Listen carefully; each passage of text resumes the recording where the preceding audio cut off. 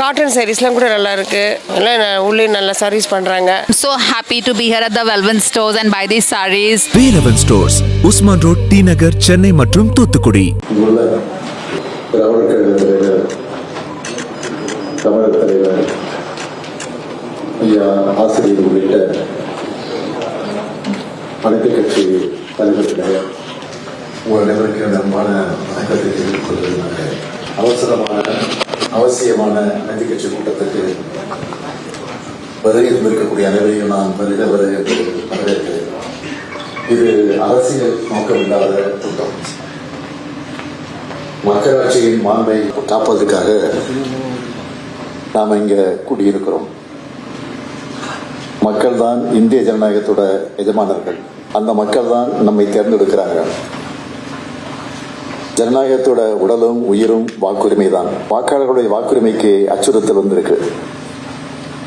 அத்தகைய அச்சுறுத்தலை தடுக்க வேண்டியது ஜனநாயக சக்திகளான நம்முடைய கடமை. அதனாலதான் SIR எனப்படும் சிறப்பு தீவிர வாக்காளர் பட்டியல் சீராய்வு என்ற முக்கிய பிரச்சனை குறித்து ஆலோசிக்க நாம் இங்கே கூடியிருக்கிறோம். நம்ம எந்த சீர்திருத்தத்துக்கும் எதிரிகள் இல்லை.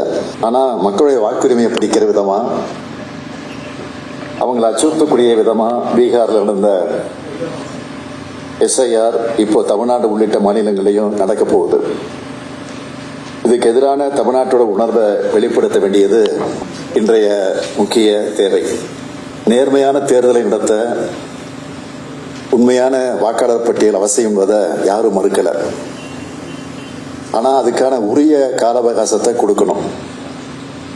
பதற்றமில்லாத சூழல்ல தான் அதை செய்ய முடியும். மாறாக தேர்தலுக்கு சில மாதங்கள் இருக்கிற நிலையில முழுமையான திருத்தப் பணிகள் செய்ய நினைக்கிறது உண்மையான வாக்காளர்களை நீக்குவதற்கான தந்திரம் மட்டுமே. அதைத்தான் பீகார்ல செஞ்சாங்க. இப்போ மற்ற மாநிலங்களையும் செய்ய நினைக்கிறாங்க. அதனாலதான் நாம எதிர்க்கிறோம். அனைத்து தலைவர் பெருமக்களுக்கும் என்னுடைய பணிவார்ந்த வணக்கத்தை தெரிவித்துக் கொள்கிறேன். SIR என்னும் ஆபத்தை எதிர்கொள்வதற்கு மாண்புமிகு முதல்வர் அவர்கள் எடுத்துள்ள இந்த அவசர நடவடிக்கையை விடுதலை சிறுத்தைகள் கட்சி வரவேற்கிறது, பாராட்டுகிறது. உரிய கால அறிவிப்புகளையும் செய்துவிட்டார்கள். இதை நாம் எவ்வாறு எதிர்கொள்ளப் போகிறோம் என்பது குறித்து மாண்புமிகு முதல்வர் அவர்கள் ஒரு வரைவு தீர்மானமாக முன்மொழிந்திருக்கிறார். அதனை நாம் வரவேற்கிறோம். இது வாக்குரிமையை குறிவைத்து நிகழ்த்தப்படுகிற ஒரு தாக்குதல் அல்ல, குடியுரிமையை குறிவைத்து நடத்தப்படுகிற ஒரு தாக்குதல். இந்த அரசியல் புரிதல் நமக்கு தேவை. குடியுரிமையை உறுதிப்படுத்துவதற்கான ஆதாரங்களைத்தான் கேட்கிறார்கள். ஆதார அட்டை வேண்டாம் என்று சொல்வதற்கு அவர்கள் சொல்லுகிற காரணம் இது குடியுரிமையை உறுதிப்படுத்துவதற்கானது அல்ல என்பதுதான். 2002ஆம் ஆண்டு வாக்காளர் பட்டியலில் உங்கள் பெயர் இருந்தால் அதை பொருத்தி பார்க்க வேண்டும் என்று சொல்லுகிறார்கள். காலக்கெடு, அதாவது கால அளவை சொல்லுகிறார். 1987க்கு முன்பு பிறந்திருந்தால் பிறந்த தேதி, முகவரி, தந்தை பெயர் உள்ளிட்ட ஆதாரங்களை காட்ட வேண்டும்.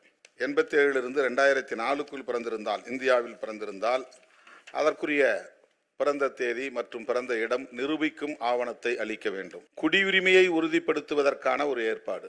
ஆக இவர்கள் மறைமுகமாக தேர்தல் ஆணையத்தை பயன்படுத்தி குடியுரிமை சட்டத்தை நடைமுறைப்படுத்துவது, NRCயை உருவாக்குவது, அதுதான் இப்போ அவருடைய முக்கியமான நோக்கம். இந்த தேர்தல் வெற்றியோ அல்லது இந்த வாக்குரிமையை பறிப்பது என்பதோ அவருடைய நோக்கம் இல்லை. அவர்களின் இறுதி இலக்கை அறிவிப்பதற்கு NRC தேவைப்படுகிறது. NRCயை நடைமுறைப்படுத்துவதற்கு இந்த தேர்தல் ஆணையத்தை பயன்படுத்துகிறார்கள். இந்த அரசியல் புரிதலோடு தான் இதை நாம் எதிர்கொள்ள இருக்கிறோம். அதாவது தேர்தல் ஆணையம் இந்த வேலையை செய்யறதுக்கு எந்த அதிகாரமும் கிடையாது. இதுக்கு பீப்புள் ரெப்ரசன்டேட்டிவ் ஆக்ட் தான் இருக்கு. அதன் மூலம் தான் வாக்காளர் பட்டியலை சரி செய்யணும். ஏற்கனவே டெலிஷன், அடிஷன், கரெக்ஷன் இந்த வேலைகள் நடந்துகிட்டு தான் இருக்குது. எல்லா காலத்திலும் நடந்திருக்குது. ஒவ்வொரு தேர்தலின் போது நடக்குது. ஒவ்வொரு ஆண்டும் தேர்தல் நேரத்தில் மட்டும் இல்லை, எல்லா ஆண்டுலையும் ஒரு குறிப்பிட்ட காலத்தில் அவங்க அறிவிக்கிறாங்க. அந்த நேரத்தில் நீங்கள் போய் வாக்காளர் பட்டியலை சரி பார்க்கலாம். டெலிஷன், அடிஷன், கரெக்ஷன்ஸ் இதெல்லாம் செய்யலாம். இது ஏற்கனவே இருக்கிற நடைமுறை தான். எஸ்ஐஆருங்கிறது இன்னைக்கு எதுக்காக இது கொண்டு வந்திருக்காங்கன்னு சொன்னால் அந்த குடியுரிமையை பறிப்பதற்கு என்ஆர்சியை நடைமுறைப்படுத்துவதற்காகத்தான் இந்த வேலையை திட்டத்தை அவங்க அறிவிச்சிருக்கிறாங்க. இதுதான் மெயினாக நம்ம புரிந்து கொள்ள வேண்டிய மிக மிக முக்கியமான செய்தி. இதை நாம் எதிர்கொள்வதற்கு பொலிட்டிக்கலா துணிச்சலா நாம் சில முடிவை எடுக்க வேண்டியிருக்கிறது.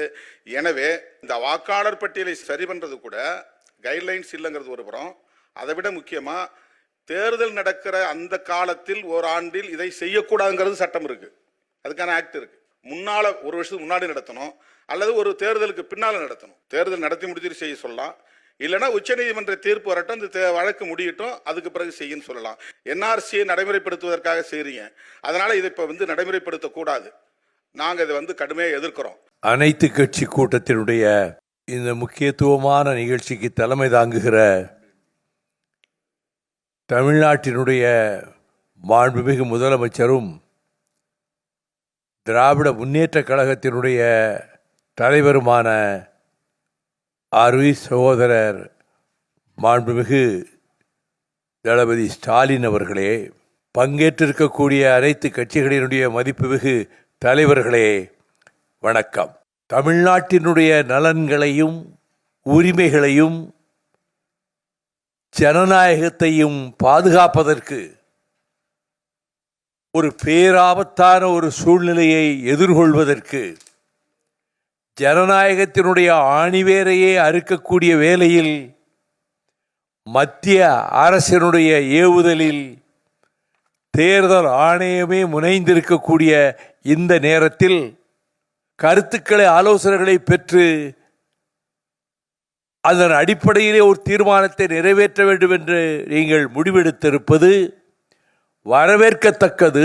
ஆனால் ஆட்சி பொறுப்பிலே இருந்த கட்சியும் அதை போல இன்னும் சில கட்சிகளும் அமைப்புகளும் இந்த நிகழ்ச்சியிலே கலந்து கொள்ள வேண்டிய கடமையை செய்யாமல் அதற்கு நேர் எதிரான விமர்சனங்களை 2 நாட்களாக செய்தி ஏடுகளுக்கு தந்துவிட்டு இதை புறக்கணித்து விட்டார்கள் என்பது மிகவும் வருத்தத்துக்கு உரியதாகும்.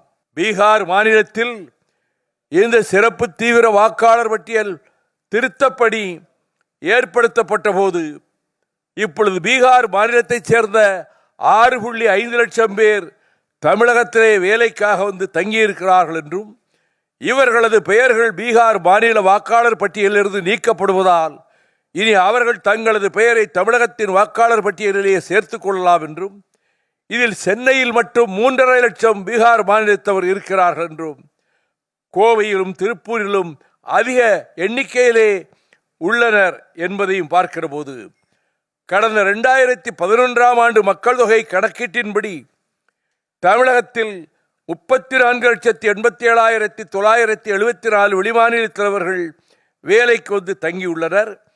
தற்போது 14 ஆண்டுகளில் இந்த எண்ணிக்கை இரட்டிப்பாகி இருக்கும். இந்நிலையில் நாடு முழுவதும் சிறப்பு தீவிர வாக்காளர் பட்டியல் திருத்தப்பணிகள் முடிந்துவிட்டால் தமிழகத்தில் தற்போதுள்ள வெளிமாநிலத்தைச் சேர்ந்த சுமார் 75 லட்சம் பேர் தமிழக வாக்காளர் பட்டியலிலே பெயர் சேர்த்து வாக்களிக்கும் ஒரு அபாயகரமான நிலை உருவாகலாம். தமிழ்நாட்டை குறிவைத்து இருக்கும் பாரதிய ஜனதா கட்சி வாக்காளர் பட்டியலிலே இத்தகைய ஏற்பாடுகளை செய்து தேர்தலில் ஆதாயமடைய முயற்சிப்பதை வேடிக்கை பார்க்க முடியாது. தலைமை தேர்தல் ஆணையம் வெளிமாநிலத்தவரை தமிழ்நாடு வாக்காளர் பட்டியலில் சேர்க்கும் முயற்சிகளை முறியடிக்க வேண்டிய பொறுப்பும் தேவையும் கடமையும் இருக்கிறது. திராவிட முன்னேற்ற கழகம் தொடுக்கின்ற வழக்கினுடைய தன்மையை பொறுத்து அவர்களோடு கலந்து ஆலோசனை செய்து கொள்வதும் உசிதமாக இருக்கும் என்று நான் கருதுகிறேன். நான் மீண்டும் மறுமலர்ச்சி திராவிட முன்னேற்ற கழகத்தின் சார்பில் எனது எதிர்ப்பையும் கண்டனத்தையும் பதிவு செய்து கொண்டு திமுக கழகம் மேற்கொண்டுள்ள நிலைப்பாட்டை நாம் உறுதுணையாக இருந்து தோள் கொடுத்து வெற்றி பெற செய்ய இந்த கூட்டம் அதற்கு வழிகாட்டியாக அமையட்டும் என கூறி முடிக்கிறேன். இங்கே அழைப்பு கொடுத்திருக்கின்ற மாண்புமிகு முதலமைச்சர் அவர்களே, அனைத்து கட்சி தலைவர் பெருமக்களே, இந்த சிறப்பு தீவிர வாக்காளர் எஸ்ஐஆர் என்ன சொல்லுகிறது என்பதை பற்றி நாம் தொடர்ந்து படித்திருக்கிறோம், அறிந்திருக்கிறோம். மாண்புமிகு முதலமைச்சரும் அவருடைய தொடக்க உரையில் ரொம்ப தெளிவாக இதனால் என்னென்ன தீமைகள் ஏற்படும் என்பதை பற்றி விளக்கமாக கூறியிருக்கிறார். எப்பொழுதும் தமிழ்நாட்டு மக்களுக்கு எந்த பிரச்சனை வந்தாலும் அதை முதன்மை குரலாக ஓங்கி ஒலிக்கின்ற குரலாக மாண்புமிகு முதலமைச்சருடைய குரல் இருக்கும். அந்த அடிப்படையில் இந்த சிறப்பு தீவிர வாக்காளர் சீராய்வில் என்னென்ன நடக்கப் போகிறது என்பதை பற்றி ஆய்வறிந்து கடந்த வாரம் தோழமை கட்சிகளோடு ஒரு கூட்டமும் இப்பொழுது அனைத்து கட்சிகளையும் அழைத்து இதை ஜனநாயக ரீதியில் நாம் விவாதிக்க வேண்டும், தமிழ்நாட்டிற்கு ஏற்படுகின்ற பங்கங்களை எல்லாம் நாம் தூக்கி எறிய வேண்டும் என்ற அடிப்படையில் இந்த கூட்டத்தை கூட்டியதற்கும் மனமார்ந்த வாழ்த்துக்களையும் பாராட்டத்திலையும் நன்றிகளையும் மாண்பு முதலமைச்சர் அவர்களுக்கு காங்கிரஸ் பேரியக்கத்தின் சார்பாக தெரிவித்துக் கொள்கிறேன். இப்பொழுது தமிழ்நாட்டில் உங்களுடைய குடியுரிமை சான்றிதழை கொடு என்றால் என்னாலேயே கொடுக்க முடியாது. அதை உச்சநீதிமன்ற நீதிபதியே சொல்லியிருக்கார். என்கிட்ட கேட்டிங்கன்னா நான் நேஷ்னல் சிட்டிசன்ஷிப் கொடுக்க முடியும், என்கிட்ட என்ன ஆவணம் இருக்குது, எங்கள் அப்பாவுக்கு எங்கே இருக்குது, எங்கள் தாத்தாவுக்கு எங்கே இருக்குன்னு கேட்டிருக்கார். அப்படி என்றால் இவர்கள் என்னென்ன தவறுகள் செய்கிறார்கள் அவரே மாட்டிக்கொண்டு இருக்கிறார்கள். அப்போ ஒன்று மட்டும் தெளிவாக தெரியுது, எப்படி மகாராஷ்டிராவில் திடீரென்று 90 லட்சம் வாக்காளர்களை 5 மாத இடைவெளியில் சேர்த்தாங்களோ, மகாதேவபுரத்தில் பார்த்தீங்கன்னா 5 சட்டமன்ற தொகுதியில் படுதோல்வி அடைந்து வருகிறார். 6வது சட்டமன்றத்தில் 1,80,000 வாக்குகள் வித்தியாசத்தில் வெற்றி பெறுகிறார்கள். அதை ஆய்வு செய்யும் பொழுது பத்திரிகையாளர் சந்திப்பில் ராகுல் காந்தி அவர்கள் ரொம்ப தெளிவாக சொன்னார், இது எப்படியெல்லாம் அந்த வாக்கு திருட்டை நவீன முறையில் தேர்தல் ஆணையமும் பிஜேபியும் செய்கிறது என்று. தந்தை பெயர் என்ன என்று பார்த்தால் ஏபிசிடின்னு தந்தை பெயர் போட்டிருக்காங்க. அது ஆயிரக்கணக்கான வாக்குகள் இப்படி இருக்குது. முகவரி என்னன்னு கேட்டால் நில்லுன்னு இருக்காங்க. இப்படிப்பட்ட அவலங்களை எல்லாம் நாடு முழுவதும் பரப்பி வருகின்ற தேர்தல் ஆணையமும் ஒன்றிய அரசும் தமிழ்நாட்டில் இதை செய்யக்கூடாது என்பதற்காக தான் மாண்புமிகு முதலமைச்சர் இந்த நடவடிக்கையை துரிதமாக எடுத்திருக்கிறார். மாண்புமிகு முதலமைச்சர் எடுக்கின்ற இந்த நடவடிக்கைக்கு காங்கிரஸ் பேரியக்கம் உறுதுணையாக இருக்கும். இரண்டாவதாக, இப்பொழுது இவர்கள் 4ஆம் தேதி நவம்பரிலிருந்து டிசம்பர் 4ஆம் தேதி ஒரு மாதத்தில் முடிக்க வேண்டும் என்றால் பருவ மழைக்காலங்கள் தொடங்க இருக்கின்றன. நம்முடைய மாநகராட்சி அதிகாரிகள், அரசு அதிகாரிகள், வருவாய்த்துறை அதிகாரிகள் எல்லாம் இந்த வெள்ள மீட்பு, அவர்களுக்கு நிவாரணம், இந்த பணிகளில் இருப்பார்கள். ஆகவே இது குறைந்தபட்ச நாகரிகமும் நியாயமும் இல்லாமல் இப்படி இவர்கள் செய்திருப்பது மிகப்பெரிய இது மோசடியான நடவடிக்கை. இங்கேயும் நியாயமாக சுதந்திரமாக ஜனநாயக அடிப்படையில் வெற்றி பெற முடியாது என்பதால் குறுக்கு வழியில் எப்படியெல்லாம் தேர்தல் ஆணையத்தை பயன்படுத்தி வெற்றி பெறலாம் என்று பாஜக முயற்சி செய்து கொண்டிருக்கிறது. அதற்கும் தமிழ்நாட்டினுடைய உரிமையெல்லாம் தாரை வார்த்து கொடுத்தவர்கள் இப்பொழுது மீண்டும் வாக்கு அதிகாரத்தையும் வாக்குரிமையையும் அரசியலமைப்பு சட்டத்தின் பால் பெற்றுக் கொடுத்த உரிமைகளை அவர்கள் எடுப்பதற்கு உறுதுணையாக இருக்கிறார்கள். ஆகவே மாண்புமிகு முதலமைச்சர் எடுக்கின்ற இந்த நடவடிக்கைக்கு காங்கிரஸ் பேரியக்கம் உறுதுணையாக இருக்கும். நன்றி. சிறப்பு தீவிர வாக்காளர் திருத்தம் தொடர்பாக அனைத்து கட்சி கூட்டத்திற்கு ஏற்பாடு செய்திருக்கும் மாண்புமிகு தமிழ்நாடு முதல்வர், திராவிட முன்னேற்ற கழகத்தின் தலைவர், சகோதர சகோதரிகளே, உங்கள் அனைவரையும் வணங்கி, மக்களாட்சியின் அடித்தளமே வாக்கு உரிமைதான். 18 வயது நிரம்பியவர்கள் அனைத்து இந்திய குடிமக்களையும் வாக்களிக்க செய்ய வேண்டும் என்பதுதான் மக்கள் நீதி மையத்தின் நோக்கம். எனவே தகுதியுள்ள ஒருவரின் பெயர் கூட வாக்காளர் பட்டியலிலிருந்து விடுபட்டு விடக்கூடாது. வாக்காளர் பட்டியல் சரிபார்க்கப்பட வேண்டிய அவசியம்தான். ஆனால் சிறப்பு தீவிர வாக்காளர் திருத்தம் ஏன் இவ்வளவு அவசரமாக செயல்படுத்தப்படுகிறது? இந்த அவசரத்தினால்தான் பீகாரில் 65 லட்சம் வாக்காளர்களின் பெயர்கள் பட்டியலிலிருந்து நீக்கப்பட்டு அவர்கள் வாக்களிக்கும் உரிமையை இழந்துள்ளார்கள். தமிழ்நாடு, கேரளா, புதுச்சேரி, மேற்கு வங்கம் உள்ளிட்ட 12 மாநிலங்களிலும் மட்டுமே சிறப்பு தீவிர வாக்காளர் திருத்த பணிகளை மேற்கொள்வதன் உள்நோக்கம் உண்மையில் வாக்காளர் பட்டியலை சரி செய்வதா அல்லது வேறு ஏதேனும் உள்ளதா? இந்திய தேர்தல் ஆணையத்தின் மீதான நம்பிக்கை வரலாற்றில் இல்லாத அளவுக்கு குறைந்து விட்டது. கர்நாடகா, மகாராஷ்டிராவில் வாக்கு திருட்டு சம்பவங்கள் தொடர்பாக எழுந்த நியாயமான சந்தேகங்கள் இதுவரை தீர்க்கப்படவில்லை. வாக்குச்சாவடிகளில் பதிவு செய்யப்பட்ட சிசிடிவி காட்சிகள் வெளியிடப்படுவதில் ஏன் தயக்கம்? அலுவலர்கள் சென்ற போது வீட்டில் ஆள் இல்லை என்று கூறியோ, அபத்தமான காரணங்களை தெரிவித்தோ தகுதியுடைய ஒருவரின் பெயரை கூட பட்டியலில் இருந்து நீக்கிவிடக்கூடாது. சிறப்பு தீவிர திருத்த பணி வாக்காளர் பட்டியலில் உள்ள குறைகளை தீர்க்க வேண்டும். மேலும் புதிய பிரச்சனைகளை கொண்டு வந்து விடக்கூடாது. தேர்தல் ஆணையம் மீதான அவநம்பிக்கை ஜனநாயகத்திற்கு ஆபத்தானது. நடுநிலைமையுடன் செயல்படுகிறோம் என்பதை நிரூபிக்கும் பொறுப்பு தேர்தல் ஆணையத்திற்கு உள்ளது.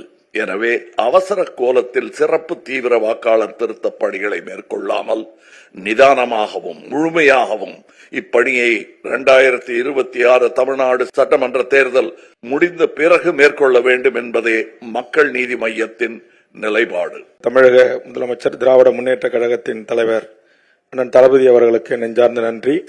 இந்த SIR பயன்படுத்தி வருகின்ற தேர்தலில் கண்டிப்பாக வட இந்தியர்களை 1 கோடிக்கு மேற்பட்டவர்களை வாக்காளர் ஆக்குவதற்கான எல்லா பணிகளையும் அவர்கள் செய்து கொண்டிருக்கிறார்கள். மாண்புமிகு முதலமைச்சர் அவர்கள் சரியான நேரத்தில் இந்த அனைத்து கட்சி கூட்டத்தை கூட்டியிருக்கிறார்கள். இந்த வாய்ப்புக்கு நன்றி கூறி நிறைவு செய்கிறேன். நன்றி, வணக்கம். பீகாரிலே நடந்த 65 லட்சத்துக்கும் மேற்பட்ட வாக்காளர்கள் அவர்களுடைய உரிமைகளை இழந்திருக்கக்கூடிய ஒரு செய்தி நாடு முழுவதும் பரவி இருக்கக்கூடிய ஒரு நிலையில் அதுபோன்ற ஒரு நிலை தமிழகத்தில் உருவாகிவிடக்கூடாது. எந்த நிலையில் இருந்து இதை எதிர்க்கக்கூடிய மாண்புமிகு தமிழக முதல்வர் அவர்களுக்கும் அனைத்து கட்சி கூட்ட தலைவர்கள் இருக்கக்கூடிய முடிவுக்கும் உறுதுணையாக இறுதி வரை உறுதியோடு முக்குளத்தோர் புலிப்படை செயல்படும் என்ற உத்தரவாதத்தை உங்களிடத்திலே உறுதியளித்து வாய்ப்புக்கு நன்றி கூறுகிறேன்.